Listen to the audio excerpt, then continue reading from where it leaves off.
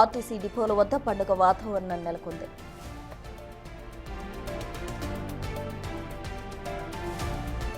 మంత్రులతో ఆర్టీసీ కార్మికులు జరిపిన చర్చలు ఫలించాయి. ప్రధాన డిమాండ్లకు సర్కార్ ఓకే చెప్పడంతో సమ్మె విరమిస్తున్నట్టు శుక్రవారం అర్ధరాత్రి కార్మిక సంఘాల జేఏసీ ప్రకటించింది. దీంతో శనివారం ఉదయం షిఫ్ట్ నుంచి బస్సులను యథావిధిగా రోడ్డెక్కాయి. 3 రోజుల సమ్మెకు ఎట్టకేలకు ముగింపు పలకడంతో ప్రయాణికులు ఊపిరి పీల్చుకున్నారు. సెక్రటేరియట్ వేదికగా శుక్రవారం ఉదయం 11 గంటల నుంచి లంచ్ వరకు అధికారులతో, ఆ తర్వాత అర్ధరాత్రి 12 గంటల వరకు మంత్రులతో 13 గంటల పాటు జేఏసీ నేతలు చర్చలు జరిపారు.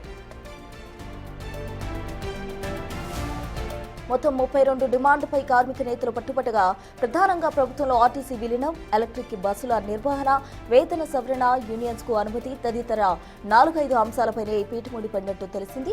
విలీన ప్రక్రియ ఎప్పటికిప్పుడు తేల్చే అంశం కాకపోవడంతో కమిటీ వేస్తున్నట్టు ప్రకటించిన ప్రభుత్వం ఎలక్ట్రిక్ బస్సుల అంశం కేంద్రం పరిధిలో ఉందని స్పష్టతిచ్చింది.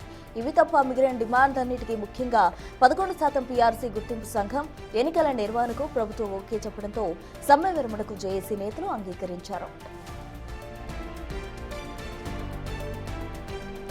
ప్రభుత్వంలో ఆర్టీసీ విలీనం, పీఆర్సీ, యూనియన్స్ కు అనుమతి, ఎలక్ట్రిక్ బస్సులను ఆర్టీసీ నిర్వహించడం తదితర 32 డిమాండ్లతో ఈ నెల 22న మొదటి షిఫ్ట్ నుంచి ఆర్టీసీ కార్మికులు సమ్మెలోకి వెళ్లారు. గురువారం నర్సంపేట డిపోకు చెందిన డ్రైవర్ శంకర్ గౌడ్ ఆత్మహత్య చేసుకోవడంతో అప్రమత్తమైన సీఎం రేవంత్ రెడ్డి గురువారం జరిగిన కేబినెట్ మీటింగ్ లో ఆర్టీసీ కార్మిక సంఘాల జేఏసీతో చర్చల కోసం ప్రత్యేకంగా మంత్రుల కమిటీని నియమించారు.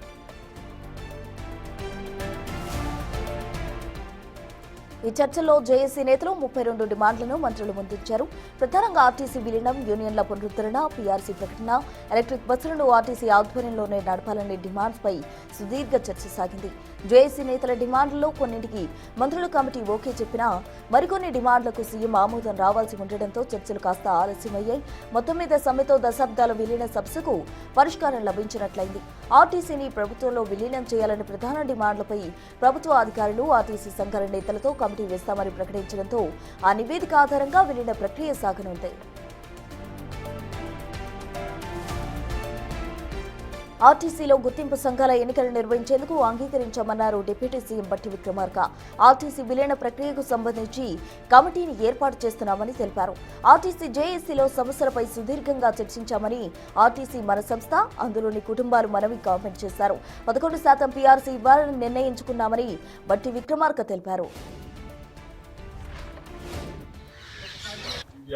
సంబంధించి గుర్తింపు ఎన్నికలు నిర్వహించుకోవటానికి ప్రభుత్వం అంగీకరించిందని చెప్పారు.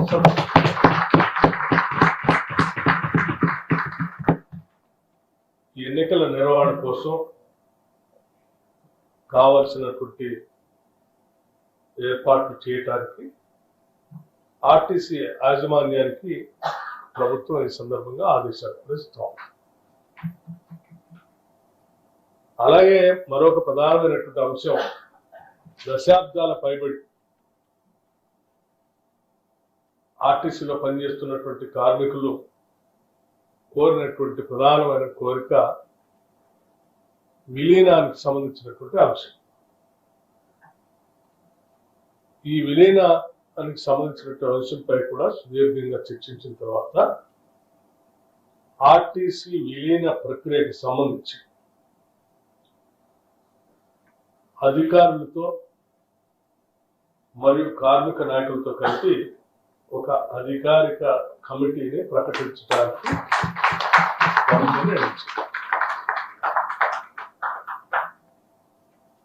అలాగే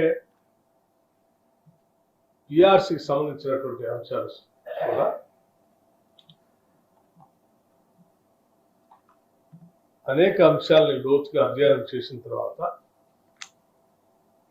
ఆర్టీసీ సంబంధించినటువంటి ఆర్థిక పరిస్థితిని, అట్లాగే ప్రభుత్వానికి సంబంధించి ఉన్నటువంటి వెసులుబాటుని, అన్ని అంశాలను కూడా లోతుగా అధ్యయనం చేసి ఇరుపక్షాలు కూడా ఉన్న పరిస్థితులు అర్థం చేసుకున్న తర్వాత ఈ పీఆర్సీ సంబంధించి 11%కి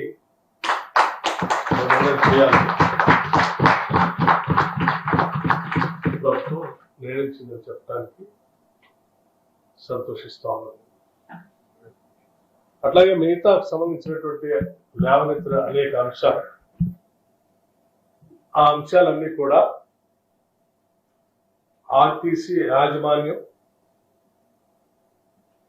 అట్లాగే కార్మికులు సంఘాలు కూర్చొని కూలంకషంగా చర్చించి సాధ్యమైనంత మేరకు అన్ని అంశాలని పరిష్కరించుకోవడం కోసం ఆర్టీసీ యాజమాన్యాన్ని చొరవ చూపించి వెంటనే ఆ చర్చలు కూడా ప్రారంభించి కార్యాచరణ ముగించవలసింది కూడా ఆర్టీసీ యాజమాన్యాన్ని ప్రభుత్వం ఆదేశిస్తాం.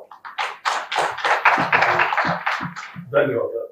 తెలంగాణ ప్రజాపాలన ప్రభుత్వం వచ్చిన తర్వాత రోడ్డు రవాణా సంస్థకు సంబంధించిన ఆర్టీసీకి అనేకమైనటువంటి సంస్కరణలు, కార్మికుల సంక్షేమానికి సంబంధించి ప్రజల సౌకర్య రవాణాకు సంబంధించిన అనేక కార్యక్రమాలు గౌరవ ముఖ్యమంత్రి రేవంత్ రెడ్డి గారి నాయకత్వంలో ముఖ్యంగా ఆర్థికంగా సంస్థకు అన్ని రకాలుగా ఉప ముఖ్యమంత్రి గారు, ఆర్థిక శాఖ మంత్రి గారు, మొత్తం క్యాబినెట్ మంత్రులందరూ కూడా ఆర్టీసీ పరంగా అన్ని రకాలుగా సహకారం అందించారు.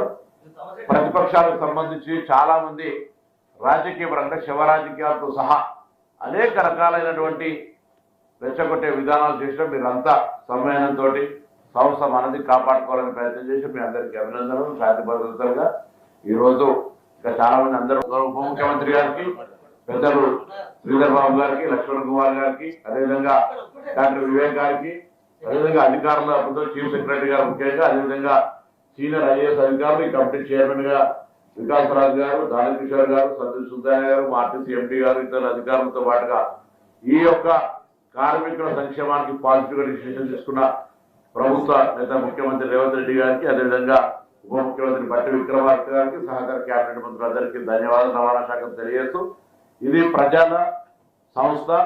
రేపు ఉద్యోగస్తులు శ్రమపడి ప్రజా రవాణా వ్యవస్థను మరింత మెరుగుపడే విధంగా ప్రయత్నం చేయాలని సందర్భంగా కోరుతూ, ఎటువంటి వివక్ష కక్ష సాధింపు ఏముండదు, అందరూ డ్యూటీలో చేయాలి. ఈ ప్రభుత్వం ఇంత పెద్ద నిర్ణయం తీసుకున్నప్పుడు తప్పకుండా సానుకూలంగా ఉండాలనేటువంటి మాటతోటి ఈ సంక్షేమం పట్ల ఎప్పటి నుంచో చెప్తాను. తప్పకుండా ప్రభుత్వం కట్టుబడి ఉంది. ప్రయాణికులకు సంబంధించినటువంటి ఇంకా మెరుగైన సేవలు అందించడానికి అందరూ కూడా కలిసి ముందుకు పోదాని మాట ప్రభుత్వంలో ఏదైతే ఒక కళ సాకారం కాలేదో, ఎన్నో ఏళ్ల కానించి ఎప్పుడెప్పుడని ఎదురు చూస్తున్న కార్మిక వర్గం ఆర్టీసీ ఉద్యోగులను విలీనం అనే అంశం గత 13 సంవత్సరాల నుండి పెండింగ్ లోనే ఉంది.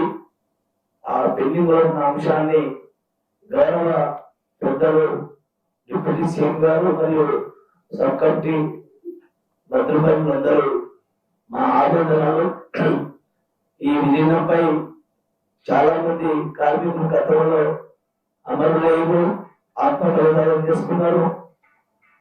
ఈ యొక్క అమరుల ఆకాంక్ష ఏదైతే ఉందో, ఆర్టీసీ ఉద్యోగులను ప్రభుత్వంలో విలీనం చేయాలన్నటువంటి యొక్క ఆశయం ఏదైతే ఉందో, ఆ ఆశయాన్ని ఈరోజు తీర్చడం కోసం కాంగ్రెస్ ప్రభుత్వం ముందుకు వచ్చి మా కళ సాకారం చేసే దిశగా ఈ రోజు ప్రభుత్వంలో విలీనం చేయడానికి ఈ రోజు ఒక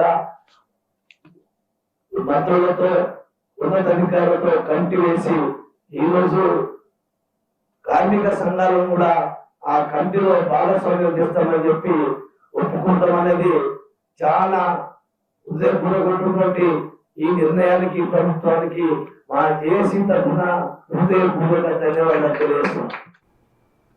ఆర్టీసీ చరిత్రలో ఇదొక మైలురాయి అని, కార్మికుల ఆకాంక్షలను ప్రభుత్వం నెరవేర్చిందని ఆర్టీసీ జేఏసీ నేతలు హర్షం వ్యక్తం చేశారు. పీఆర్సీ ప్రకటించినందుకు ప్రభుత్వానికి రుణపడి ఉంటామని స్పష్టం చేశారు. 10% పీఆర్సీ ప్రకటనపై జేఏసీ నేతలు హర్షాతిరేకాలు వ్యక్తం చేస్తున్నారు. వేతన సవరణతో పాటు ఆర్టీసీ విలీనం, సంఘాల ఎన్నికలకు ప్రభుత్వం అంగీకరించడంపై వారు కృతజ్ఞతలు తెలిపారు.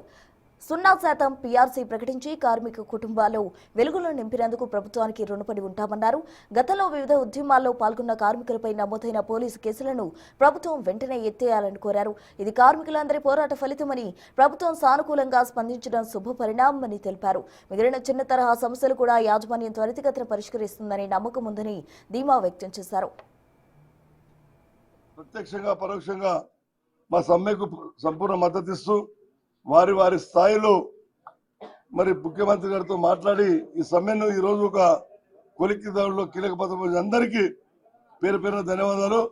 ప్రధానంగా ఆర్టీసీలో యూనియన్ పునరుద్ధరణ, ఇమ్మీడియట్లీ ఎన్నికలు నిర్వహించడము, మరి రేపు భవిష్యత్తులో గెలిచే సంఘంతో నా విలీనం కమిటేసి వీళ్ళ తొందరగా విలీన ప్రక్రియ పూర్తి చేయడానికి అంగీకరించారు. మరి ప్రస్తుత పరిస్థితిలో 11% జీతభత్యాల సవరణ జరిగింది. దాదాపు 2 సంవత్సరాల లోపే గత 2017 సంవత్సరం జీతభత్యాలు కూడా కాంగ్రెస్ పార్టీ అధికారంలోకి వచ్చినాక 1.5 year కింద 17%, 21% జీతాలు ఇవ్వడం, దాని తర్వాత మళ్ళీ ఈరోజు కాంగ్రెస్ పార్టీ 11% జీతభత్యాలు ఇవ్వడం నిజంగా ఒక నూతన అధ్యాయం. దాదాపు 2 ఏళ్ల లోపలనే 32% ఆర్టీసీ కార్మికులు అందుకోవడం ఒక చక్కటి శుభదినం. ఇలా ఆర్టీసీ కార్మికుల భవిష్యత్తులో జీవితాల్లో వెలుగు నింపిన కాంగ్రెస్ పార్టీకి, మరొక ప్రజాప్రభుత్వానికి ప్రత్యేక ధన్యవాదాలు చెప్తున్నాం ఆర్టీసీ కార్మికుల తరఫున. అదేవిధంగా గతం కన్నా కూడా ఏదైతే బకాయిలు రావాల్సి ఉన్న బకాయిలన్నింటికీ ఈరోజు 2017 సంవత్సరం బకాయిలు కూడా, మిగతా ఈ నూతన వేతన సవరణ బకాయిలు కావచ్చు, అన్ని రకాల పోలీస్ కేసులను ఎత్తివేయడానికి కూడా సూత్రప్రాయంగా అంగీకరించారు. కాంట్రాక్టు కార్మికుల పైన ఏదైతే అవుట్సోర్స్ పిల్లలు కాంట్రాక్టర్ వాళ్ళు పూర్తిగా సంపూర్ణంగా సహకరించిన మాకు సమ్మెలో, వాళ్ళు ఒక అవుట్సోర్స్ వాళ్ళు పర్మనెంట్ కాకపోయినా మాకు సంపూర్ణంగా సహకరించిన వాళ్ళందరికీ నిజంగా చెప్తున్న వాళ్ళ పిల్లల త్యాగం, ధైర్యం మేము మర్చిపోలేం. వాళ్ళందరికీ పేరు పేరున ధన్యవాదాలు చెప్తున్నాం. అదేవిధంగా చనిపోయిన ఉద్యోగుల పిల్లలందరూ కాంట్రాక్ట్ అయి ఉండి కూడా విధుల్లో పాల్గొనకుండా సంపూర్ణంగా సహకరించిన వారికి కూడా మా ధన్యవాదాలు. అదేవిధంగా చనిపోయిన ఉద్యోగుల పిల్లలకు సంబంధించి ఏదైతే బ్లడ్ విన్నర్ స్కీమ్లో కాంట్రాక్ట్ పద్ధతిలో కన్సల్టెంట్ పద్ధతిలో నియమించడం జరిగిందో వారిని సూత్రప్రాయంగా పర్మనెంట్ చేయడానికి కూడా అంగీకరించడం జరిగింది. ఎన్నో విధాలుగా పూర్తి స్థాయిలో సహకరించిన ప్రభుత్వానికి మరొకసారి ధన్యవాదాలు తెలుపుతూ ఈ అవకాశం అందరికీ పేరు పేరున ధన్యవాదాలు. గత 3 రోజులుగా ఆర్టీసీ కార్మికులు మొత్తం కూడా 38,000 మంది సంపూర్ణంగా సమ్మెలో ఉన్నారు. ఆ సమ్మె ప్రభావాన్ని, కార్మికుల ఐక్యతని ప్రభుత్వం గుర్తించింది. 5 మంత్రులతోటి ఉపసంఘం వేసి, అదే రకంగా 5 అధికారులతోటి గత 3 రోజులుగా కూడా చర్చిస్తూ ఈ రోజున ముఖ్యమైన 3 అంశాల మీద స్పష్టత ఇచ్చారు. కార్మిక సంఘాలను అనుమతిస్తున్నాం, ఎన్నికలు జరుపుతాం, ఆ ఎన్నికల్లో వచ్చిన కమిటీతోటి విలీన కమిటీ వేసి దాని ప్రాస్పెక్ట్స్ అన్నింటిని కూడా చర్చిస్తాం అనేది ఒకటి. అదే రకంగా ఇవాళ ఏదైతే వేతన ఒప్పందం ఉందో 2021 సంబంధించి 11% వేతన ఒప్పందాన్ని ప్రకటించారు. అదే రకంగా మిగతా అన్ని అంశాలు అయితే ఆర్టీసీతో ముడిపడి ఉన్న అంశాలు అన్నీ ఉన్నాయో అవన్నీ కూడా ఆర్టీసీ మేనేజ్మెంట్ కార్మిక సంఘాలతో చర్చించి త్వరలోనే ఫైనల్ చేస్తారని చెప్పారు. ఈ చొరవని ప్రదర్శించి ఈ సమ్మెని విరమింప చేయడం కోసం కార్మికుల సమస్యల మీద స్పందించిన గౌరవ ఉప ముఖ్యమంత్రి గారికి, ముఖ్యమంత్రి గారికి, అదే రకంగా మంత్రివర్యులందరికీ కూడా CITU staff and workers federation తరఫున, ఆర్టీసీ కార్మిక వర్గం తరఫున ధన్యవాదాలు తెలియజేసుకుంటూ ఈ క్షణం నుంచి సమ్మెను విరమిస్తున్నట్టుగా ప్రకటిస్తున్నారు. కాంగ్రెస్ ప్రభుత్వం ఏదైతే హామీలు ఇచ్చిందో హామీలు ఫుల్ఫిల్ చేసినట్టుగానే మేనిఫెస్టో పెట్టిన హామీలన్నీ ఫుల్ఫిల్ చేయడం శుభసూచకం. ఇదే సందర్భంలో మరి కార్మికులు కూడా ఇలా కాంట్రాక్ట్ కార్మికులు అయితే, అవుట్ సోర్సింగ్ కార్మికులు అయితే వాళ్ళందరూ మద్దతు తెలపడం అనేది చాలా శుభసూచకం. మరి ఇలాంటి పరిస్థితుల్లో రేపు అవుట్ సోర్సింగ్ కార్మికులందరినీ కూడా రెగ్యులర్ చేయాలని కోరడం జరిగింది. వారిని కూడా రెగ్యులర్ తీసుకోవడానికి ప్రయత్నం చేస్తామన్నారు. రెగ్యులర్ అపాయింట్మెంట్స్ కూడా ఇవ్వడానికి ప్రయత్నం చేస్తామన్నారు. చనిపోయిన పిల్లలకు కూడా ఉద్యోగాలు ఇవ్వడంలో రెగ్యులర్ గా ఇస్తామని చెప్పడం జరిగింది.